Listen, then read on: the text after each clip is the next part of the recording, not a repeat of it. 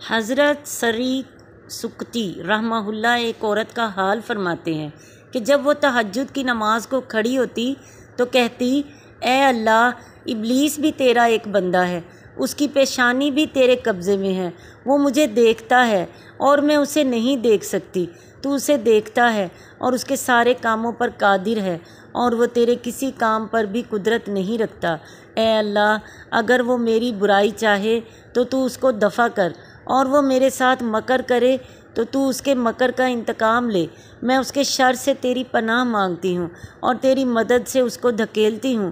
اس کے بعد وہ روتی رہتی تھی، حتیٰ کہ روتے روتے اس کی ایک آنکھ جاتی رہی۔ لوگوں نے اس سے کہا، اللہ سے ڈر، کہیں دوسری آنکھ بھی نہ جاتی رہے۔ اس نے کہا، اگر یہ آنکھ جنت کی آنکھ ہے تو اللہ جل شانہ اس سے بہتر عطا فرمائیں گے، اور اگر دوزخ کی آنکھ ہے تو اس کا دور ہونا ہی اچھا ہے۔